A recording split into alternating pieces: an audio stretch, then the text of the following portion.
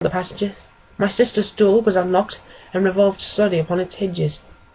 I stared at it, horror-stricken, not knowing what was about to issue from it. By the light of the corridor lamp, I saw my sister appear at the opening, her face blanched with terror, her hands groping for help, her whole figure swaying to and fro like that of a drunkard. I ran to her and threw my arms round her, but at that moment her knees seemed to give way and she fell to the ground. She writhed as one who is in terrible pain, and her limbs were dreadfully convulsed. At first I thought she had not recognized me, but as I bent over her, she suddenly shrieked out in a voice which I shall never forget, "Oh, my God! Ellen! It was the band! Speckled band!" There was something else which she would have fain have said, and she stabbed with her finger into the air in the direction of the doctor's room. But a fresh convulsion seized her and choked her words. I rushed out, calling loudly for my stepfather, and I met him hastening from his room in his dressing gown. When he reached my sister's side, she was unconscious, and though he poured brandy down her throat and sent for medical aid from the village, all efforts were in vain, for she slowly sank and died without having recovered her consciousness. Such was the dreadful end of my beloved sister. "One moment," said Holmes. "Are you sure about this whistle and metallic sound?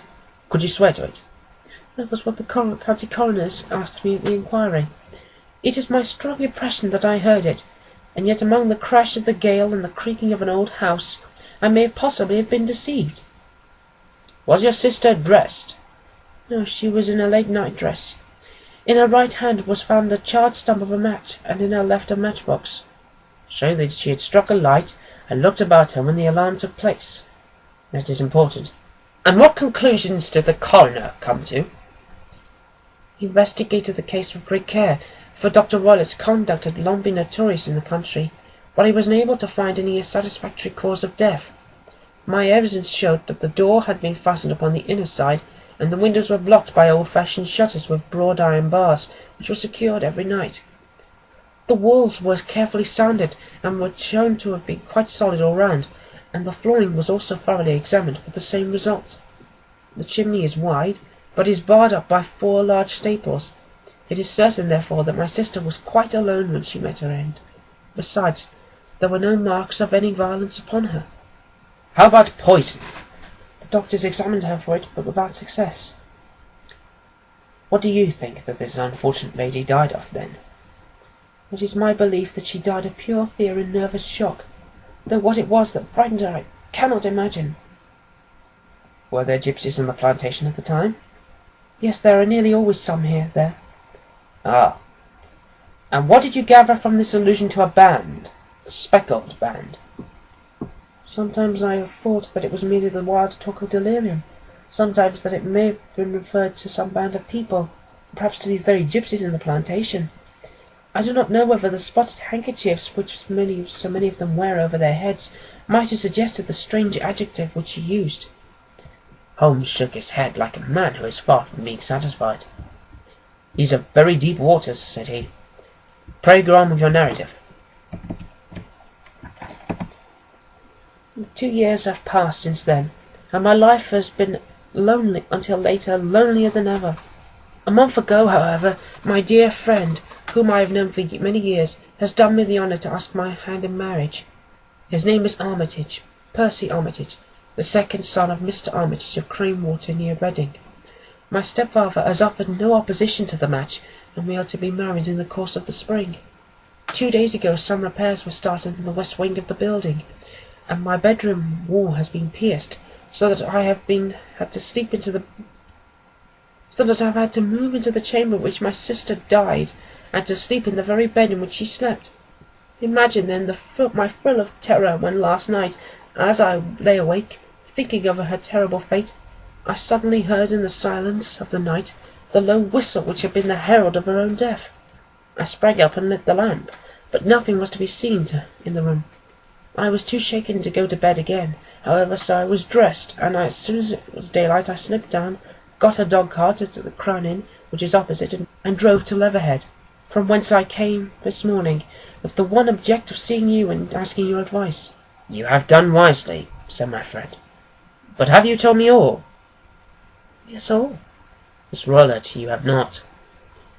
You are screening your stepfather. Well, what do you mean? For answer, Holmes pushed back the frill of black lace, which fringed the hand that lay upon our visitor's knee. 5 little livid spots, the marks of 4 fingers and a thumb, were printed upon the white wrist. You have been cruelly used, said Holmes. The lady coloured deeply, and covered over her injured wrist.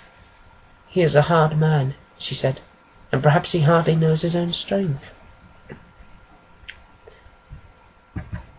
There was a long silence, during which Holmes leaned his chin upon his hands and stared into the crackling fire. This is a very deep business, he said at last. There are 1,000 details which I should desire to know before I decide upon our course of action. Yet we have not a moment to lose. If we were to come to Stoke Moran today, would it be possible for us to see over these rooms without the knowledge of your stepfather? As it happens, he spoke of coming into town today upon some most important business. It is probable that he will be away all day, and that there should be nothing to disturb you. We have a housekeeper now, but she is old and foolish, and I could easily get her out of the way. Excellent. You are not averse to this trip, Watson? By no means. Then we shall both come. What are you going to do yourself? I have 1 or 2 things which I would wish to do while I'm in town, but I shall return by the 12 o'clock train, so as to be there in time for your coming. And you may expect us early in the afternoon. I have myself some small business matters to attend to. Will you not wait and breakfast? No, I must go. My heart is lighted already since I have confided my trouble to you. I shall look forward to seeing you again this afternoon. She dropped her thick black veil over her face and glided from the room. What do you think of it all, Watson? asked Sherlock Holmes, leaning back in his chair. It seems to me to be a most dark and sinister business. Dark enough and sinister enough. Yet if the lady is correct in saying that the flooring and walls are sound, and the door and window and chimney are impassable, then her sister must undoubtedly be alone when she met her mysterious end. What becomes then of these nocturnal whistles, and what of the very peculiar words of the dying woman? I cannot think. When you combine the idea of whistles of the night, the presence of a band of gypsies who are on intimate terms with this old doctor, the fact we have every reason to believe the doctor has an interest in preventing his stepdaughter's marriage, the dying allusion to a band, and finally the fact that Miss Helen Stoner heard a metallic clang, which might have been caused by one of those metal bars which secured the shutters falling back into its place. I think that there is good ground to think that the mystery may be cleared along those lines. But what then did the gypsies do? I cannot imagine. I see many objections to any such theory, and so do I. It is precisely for that reason we are going to Stoke Moran this day. I want to see whether the objections are fatal, or if they may be explained away. But what in the name of the devil? The ejaculation had been drawn from my companion by the fact that our door had been suddenly dashed open, and that a huge man had framed himself in the aperture.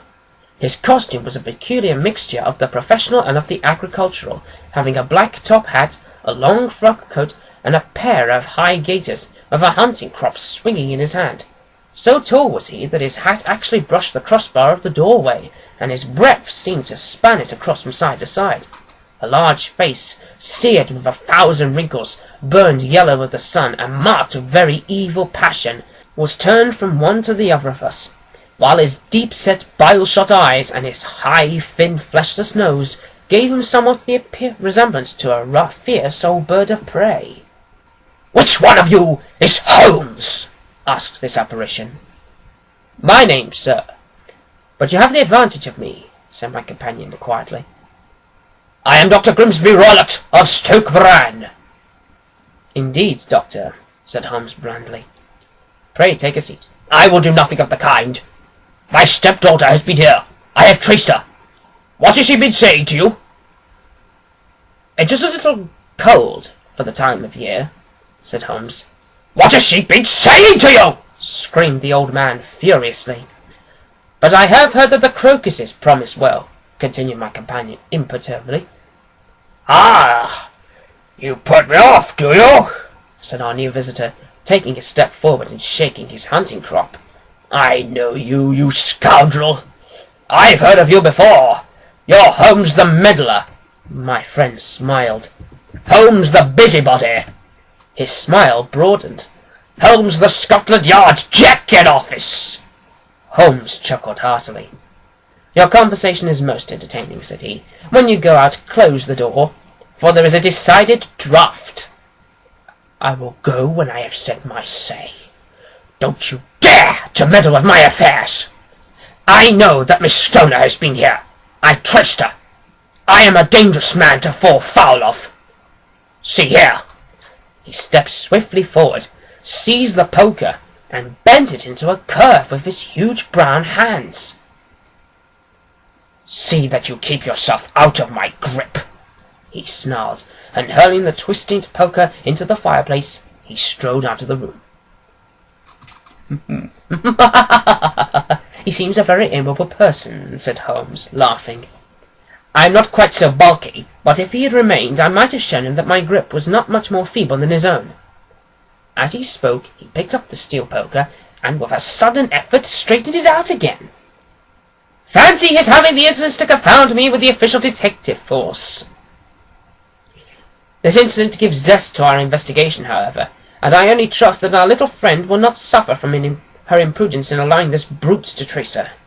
And now, Watson, we shall order some breakfast, and afterwards I shall walk down to Doctor's Commons, where I hope to get some data which may help us in this matter. It was nearly 1 o'clock when Sherlock Holmes returned from his excursion. He held in his hand a sheet of blue paper, scrawled over with notes and figures. "I have seen the will of the deceased wife," said he. "To determine its exact meaning, I have been obliged to work out the present prices of the investments with which it is concerned.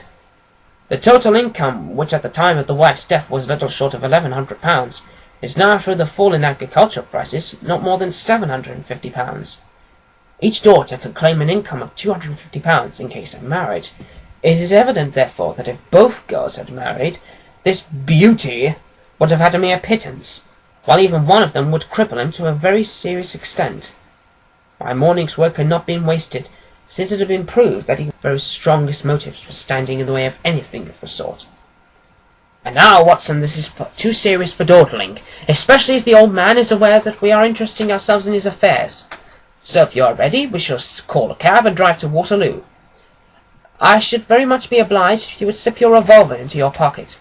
And Ely's number 2 is an excellent argument with gentlemen who can twist steel pokers into knots. That and a toothbrush are, I think, all we need." At Waterloo we were fortunate in catching a train for Leatherhead, where we hired a trap at the station inn, and drove for 4 or 5 miles through the lovely Surrey lanes. It was a perfect day, with a bright sun and a few fleecy clouds in the heavens. The trees and the wayside hedges were just throwing out their first green shoots, and the air was full of the pleasant smell of the moist earth. To me, at least, there was a strange contrast between the sweet promise of the spring and this sinister quest which we were engaged. My companion sat in the front of the trap, his arms folded, his hat pulled down over his eyes, and his chin sunk upon his breast, buried in the deepest thought. Suddenly, however, he started, tapped me on the shoulder, and pointed over the meadows. "Look there," said he. A heavily timbered park stretched up in a gentle slope, thickening into a grove at the highest point. From amid the branches there jutted out the grey gables and high roof tree of a very old mansion. "Stoke Moran?" said he. "Yes, sir, that be the house of Miss Dr. Grimsby Roylott," remarked the driver. "There is some building going on there," said Holmes. "That is where we are going." "There's the village," said the driver, pointing to a cluster of roofs some distance to the left. "But if you want to get to the house, you'll find it shorter to get over this stile, and so by the footpath over the fields. There it is where the lady is walking." "And the lady, I fancy, is Miss Stoner," observed Holmes, shading his eyes. "Yes, I think we had better do as you suggest."